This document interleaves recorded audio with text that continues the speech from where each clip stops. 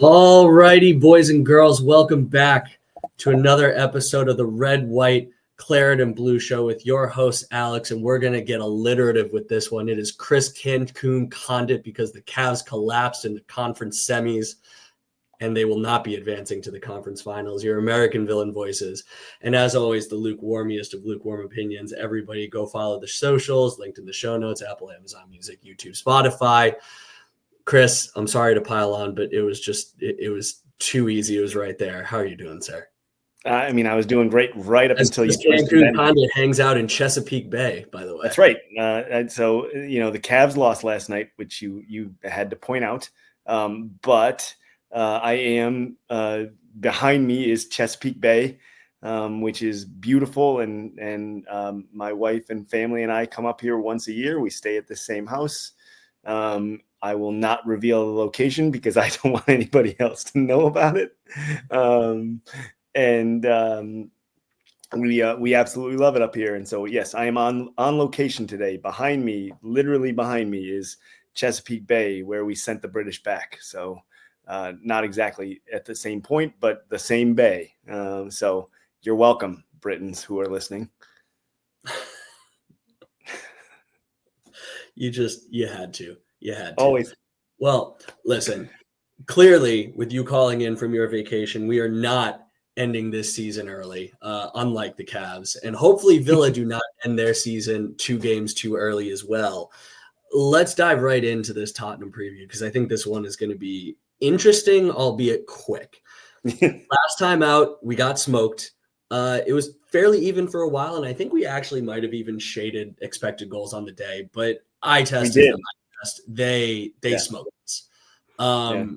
In a fashion that has become fairly typical of the Ange Unai face-offs. Took advantage of our higher line. We played right into their hands with their ability to counter at pace, press high, create turnovers, and they punished us. Now, this was much earlier in the season. Villa were not playing as well. Spurs were playing a lot better. Yep. So more recently, the Church of Ange is collapsing. And as one of the initial acolytes, Chris, I want to give you a moment to lay your flowers on the grave. Well, I have been or was a huge fan of Postecoglou coming in, and I was very excited about what he would bring to the league. And I'm still not convinced that it won't necessarily work, but we'll talk more about it later. But he lost me with his comments in the media earlier this week. I was not a fan, and that was probably the nail in the coffin for the Church of Ange for me. The results have been poor, particularly the second half of this season. They've been really bad.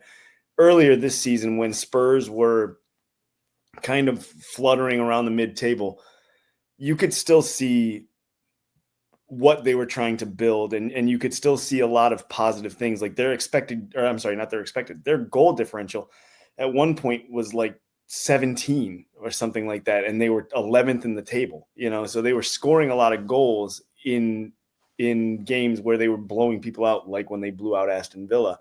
So you kind of looked and said, this could work. Like, this is what you see, but there's the other side to Postecoglou's system is the amount of strain and amount of running that it requires, and the amount of effort, maximum effort at all times. Sorry, there's a clock behind me. I can't do anything about that. It's probably going to go off every 15 minutes. So just get ready for that. I don't live here, just enjoy the ambiance.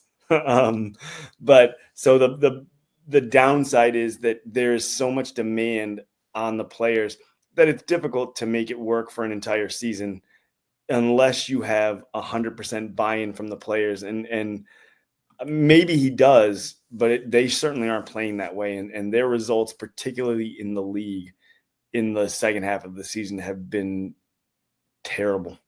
So the Church of Ange is no more. If there's any accolades left, God bless you, but I'm out. Yeah, so I've got nothing to add. Let me just put some numbers on to some of the things that you just said there. They are 17th on 38 points. Now, to your point about goal differential, their goal differential is actually still +4. That's crazy. They are the last team above the relegation zone, and they still have a positive goal differential. Yeah. They have, however, lost 20 times. They are the only non-relegated team with more than 20 losses, or with 20 or more losses on the season. They have one win in their last 10. If you go all the way back to December 1st, that's 24 matches. They've only won 5 times. They have nothing going for them whatsoever. It's been awful over the second half of this season.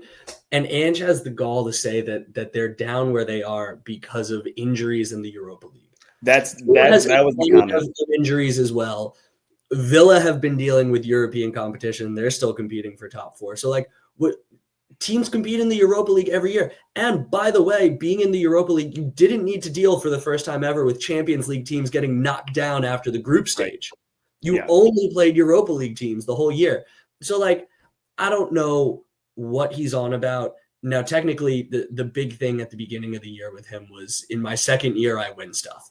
Yep. And technically, with one game next Wednesday, he does have the chance to win stuff. And so that's why I think this becomes difficult to predict.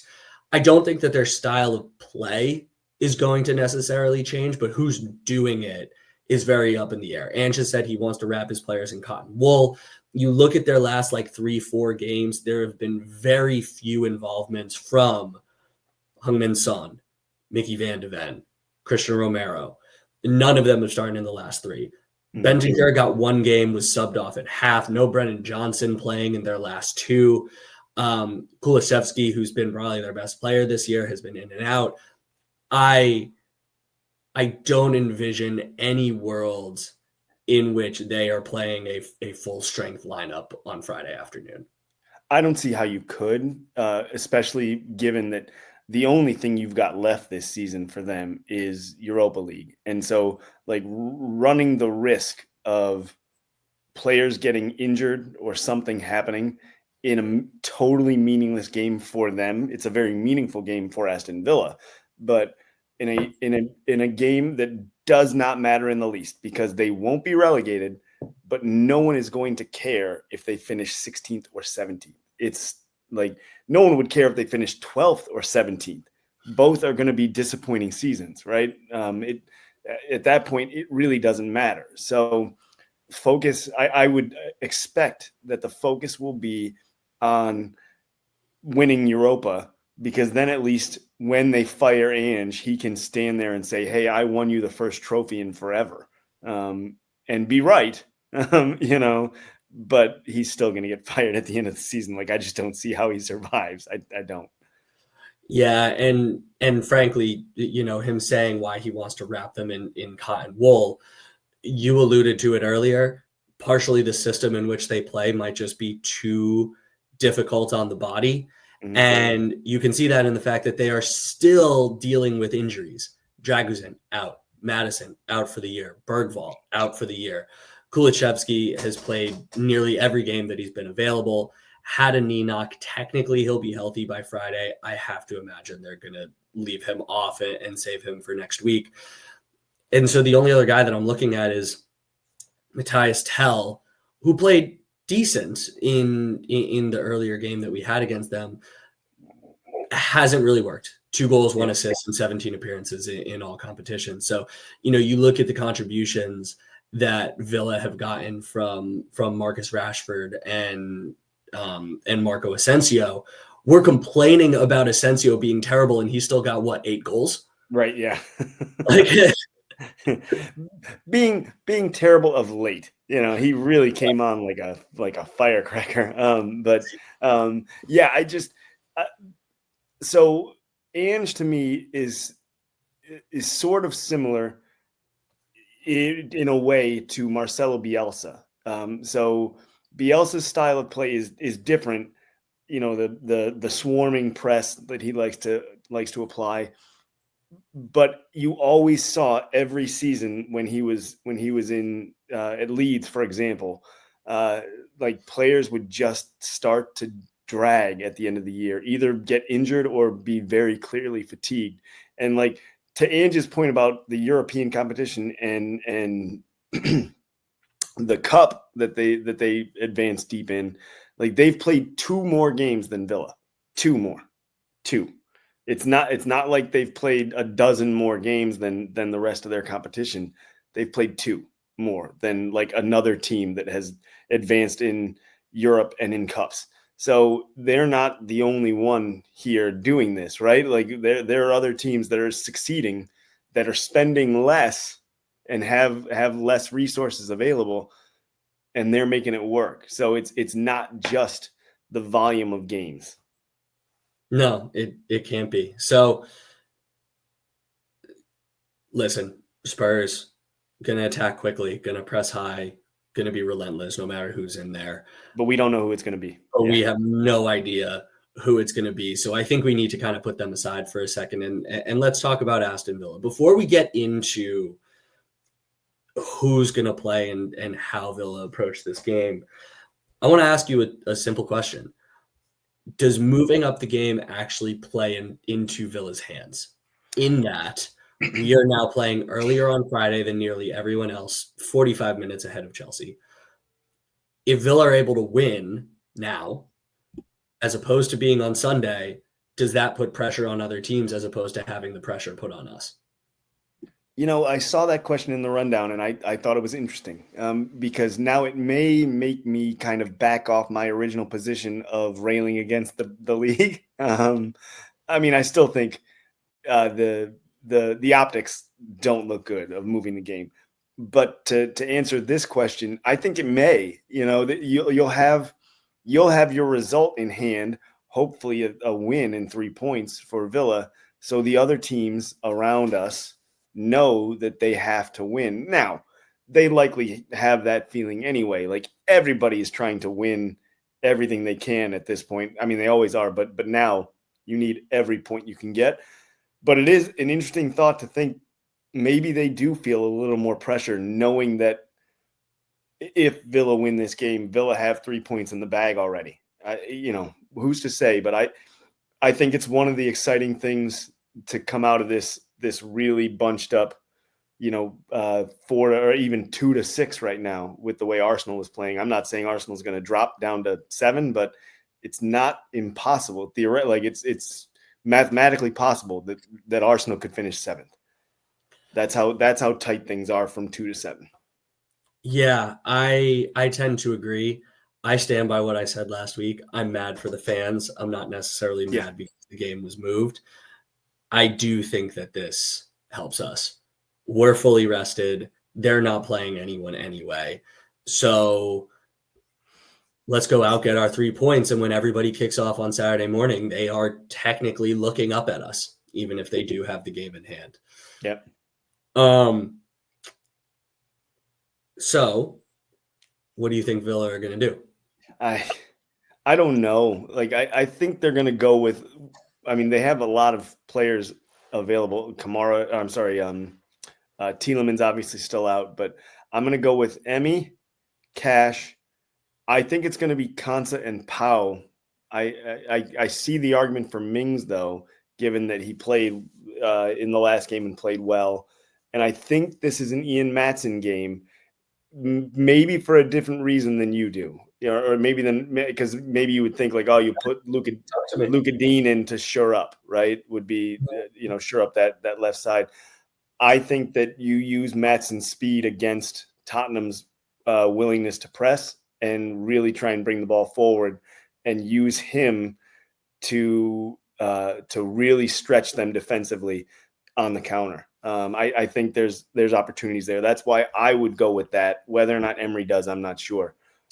I don't see a change in the defensive midfield because it worked pretty well in the last game, Onana and Kamara.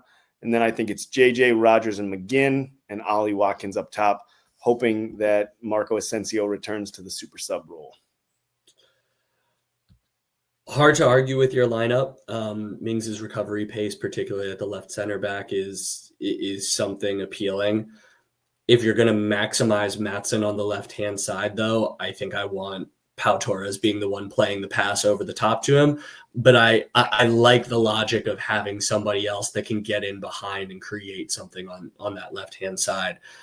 I'm going to guess that the attacking mids will be Rodgers, Asensio, and McGinn, just because it seems like Unai Emery is very intent on continuing to start Asensio. Also, Jacob Ramsey is suspended. Oh, that's right. I forgot. I'm so sorry. I actually texted that to my brother the other day. Is JJ suspended on accumulate or on for that red? And yeah, I'm an idiot. But You're right. I do not think that it's a Malen or Bailey start, and then Watkins up top. I want Villa to be more pragmatic in this game. We have had a tendency in the past couple years to play into Tottenham's hands, and when they have what is assumedly backups who might be trying to play for a position in that final, either on the field, off the bench, whatever, they can't swap out a full 11. I don't want to give them any opportunity to feel good. So don't let them do their thing. Play slow, play a little deeper, play a little bit more conservative, suss this thing out, and then you can really go for it. I don't think that Unai Emery is going to do it, but that's what I would do if I were manager. With all that said, what do you think the result is going to be? I think this one will be 2-0 Aston Villa. I'm going to go 3-1 Aston Villa, just because we've had a few clean sheets in a row and a lot recently, but I think that even against the Spurs reserves, I think that the way they play is dangerous against Unai Emery. Like the way they're going to want to play is going to create opportunities. I agree wholeheartedly. There we are. Well, we've both predicted a win. Hopefully we're right. Hopefully we have something to fight for against Manchester United in another week. But before then, Chris, a couple infiltrations of the Villarati of things online that we meant to talk about earlier this week, but we're shoehorning in here. Yeah. There was the statement that has now done the rounds, popped up in a couple articles, that Villa are undefeated in EPL games that Tyrone Mings has started. Have you looked ahead to the stats that I've listed here? Or I just did, only just. No, yeah. Damn. I was going to play a guessing game with you, but I will not. Chris, I did a little research into this, and the numbers surprised me.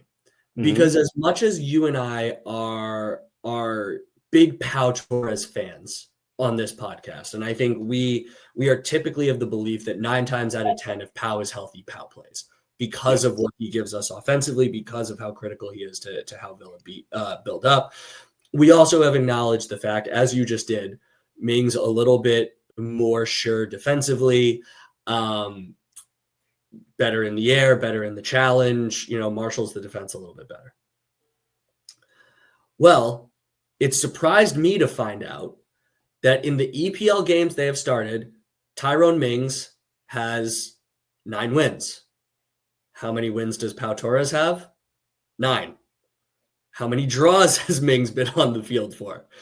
5. How many draws has Pau Torres been on the field for? 5. How many clean sheets has Mings led us to when he's been on? 3. And how many clean sheets has Pau had when he's been on? 4. Now, granted, Pau has played more games. There are losses in there against a lot of teams at the top of the table. Absolutely. Arsenal, Liverpool, Chelsea, Newcastle City, etc. But the point is, Pau has played more games. Pau has played more games against better teams. And then when you look at some of those defensive stats, I was reading these to you before we even started. Let me pull up some of these here. Pau Torres has twice as many goals per 90 as Tyrone Mings. Tackles plus interceptions, he's about 1.4 to Tyrone Mings being 1.13. You look at times they've won possession, 54 to 38. If you multiply Mings out by the amount of games that he's been in, he would have 57. They're basically on par in almost every single defensive category. Now, their success rate in aerial duels, Tyrone Mings, is higher, 55 to 40%. So we would expect that, right? Which we would expect. But I think this idea that Pau Torres is some sort of liability defensively. I just think doesn't necessarily hold water. I think he reads the game very well, and quite often we're not aware of how he is snuffing out attacks, snuffing out challenges before they ultimately get to him. So I don't bring all of this up, and I'm curious your thoughts on all of this as well. I don't bring this up to denigrate Mings. To be Sure. undefeated in 14 starts or 14 appearances is quite an unenviable task. But the idea that this stat is somehow a nail in the Pau Torres coffin, that Mings is the great defender that Pau Torres isn't, just doesn't hold up to the actual metrics.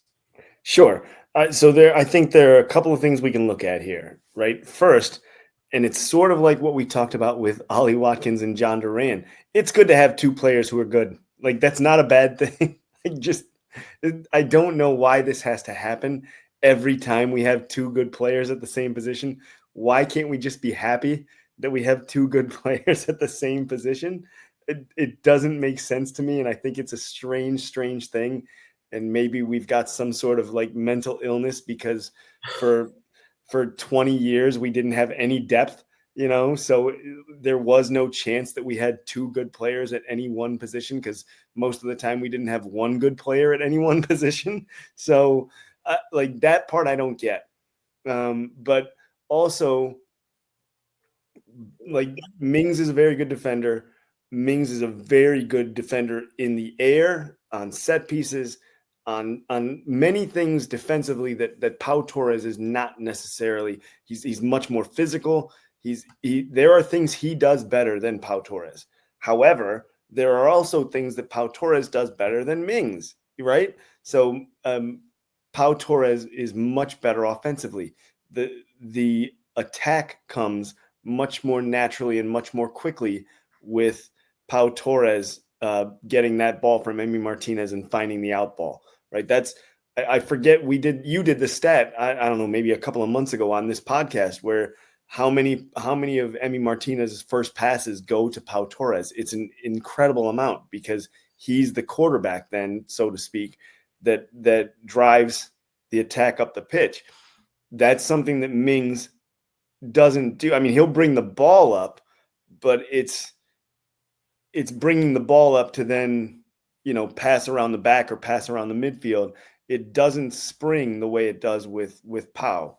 So it's not just in Unai Emery's system. It's not just defending that is necessary or that is looked well upon. And as you pointed out, Pau and Mings are pretty much par, neck and neck in most of their defensive metrics. So Pau's ability to do things in attack, in possession, are what separates him from Tyrone Mings, in my opinion. I agree, and I think that's well put. But again, it's good to have two good players. It is. That is, and that is the perfect place to end it. We've got two great players, and hopefully they both continue to play that way. Yeah. Chris, I'm gonna leave this next one up to you. Talk about Villa's net spend. Yes. So we had a tweet. Oh no, I had it up and now it's gone. Hold on one second. Had a tweet from Kieran Maguire, who is one of the hosts for the Price of Football podcast, which I've mentioned many times on this show. They obviously have a much larger audience than us, but listen to that podcast if you're interested at all in the finances of particularly English football. They focus on English football, in mostly in the league, and in Premier League. It's very good, very informative, and also very funny at the same time. But one thing that Kieran Maguire tweeted out, he tweeted out the net spend in 24-25 for the Premier League, spend over the last 3 seasons, last 5, and last 10 years. So I want to look specifically at this season and the last 3 seasons and the last 5 years, because 10, that's a whole different ball of wax for Aston Villa. But do you remember this from when I sent it to you? Do you know what Aston Villa's net spend was for 24-25? We were the lowest in that we earned 35 million. 35 million in the black, which is incredible, right? And now that's largely due to the sale of John Duran that got us there. And this does not address wages, which everyone is quick to point out. It's not wages, but this is net spend on transfers. 35 million in the black. Over the last 3 seasons, Aston Villa have spent 42 million pound net on transfers. So for everyone that talks about what's that? 42. In the red, yes. Yeah, 42 million in the red, but consider that they've only spent a net of 42 million over the last 3 seasons, and they are sitting in the Champions League competition and threatening to do it again. Just to give you an example, and I'm sorry to cut you off because I saw you doing this, but just to show you where like the teams that they are competing with are in those 3 seasons. Net spend for Chelsea over those 3 seasons, 703 million. Man United, 426 million. That's a different clock. This is great. Chris needs to always know what time it is. Arsenal, who I am assured by their fans do not spend a lot of money, 388 million. Spurs, 344 million. Man City, 268. West Ham, 219. Nottingham Forest, 218. Newcastle, 217. And then you get down below the 200s with Liverpool and Bournemouth and all that. So, and we are at 42. 142. No, 42. 42. And all I was going to say, Chris, was please tell everybody where that ranks in the Premier League. I recall it being like 6th to the bottom. That is 6 to the bottom. Yeah, 6 to the bottom. Yeah. And that's right, including everyone that has been in the Premier League in that 3 seasons, right? So I don't know the exact number. I'd have to count them up, but so that like the amount of money spent here is so little in reality in terms of how much they've spent in total net. And we're still in that position we have to sell players to buy players. And in the last 5 years, by the way, so this is a little closer. This Aston Villa are like almost 10th from the top in the last 5 years, net spend at 235 million. Chelsea 876, Man United 631, Arsenal 628, Spurs 567, Man City 430, Newcastle 399, Liverpool 306, West Ham still 278. Leeds have outspent Villa in the last 5 years at 268, but most of that obviously coming in their time in the Premier League. So where I'm getting at with all this is Villa are hamstrung by PSR now and have severely limited their spending, or at least balanced it with sales. And they're still managing to compete at the highest level. I mean, we took Paris as far as we could go, without actually winning the game. We're right now in the thick of trying to qualify for the second straight year for Champions League. We're the only team in outside of the quote unquote Big Six to qualify for European competition through the league position 3 consecutive years. Like that. To be able to do this with the financial limitations that are imposed is incredible and worth applauding. So I really want to give credit to Monchi and Unai Emery and the whole team that's managed to kind of work this system as best we can to field one of the most competitive teams in Europe. It's admirable and deserves all the plaudits. And you deserve all the plaudits, Chris, for doing the research and making that eloquent point. Well, I didn't do the research. I technically took someone else's research. You researched to find the other research. You just cited someone else. You cited a primary source. That's right. Yeah. And I do look at the books, though. It's one of my favorite things to do, because I'm a giant dork. But that you are, my friend. I've got nothing else to add. Honestly, you did that perfectly. I've got nothing else to say. Well, we need to appreciate how good we have it with the people that are in charge right now, both from ownership on down. And look, they don't pay us, God knows,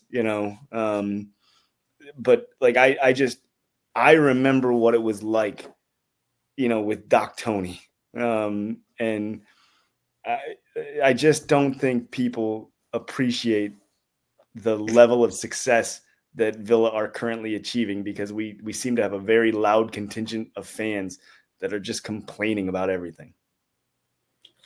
Yeah. Yeah, maybe we should address that one another day. I agree. Yeah. All right. Let's close this one out. I am unfortunately going to be on a flight for basically the entirety of the Spurs match on Friday. So hopefully I land to good news. But regardless, Chris, we will be back again on Sunday, hopefully previewing Villa's quest for the Champions League for one more week. And until then, as always, sir, up the Villa. Up the Villa.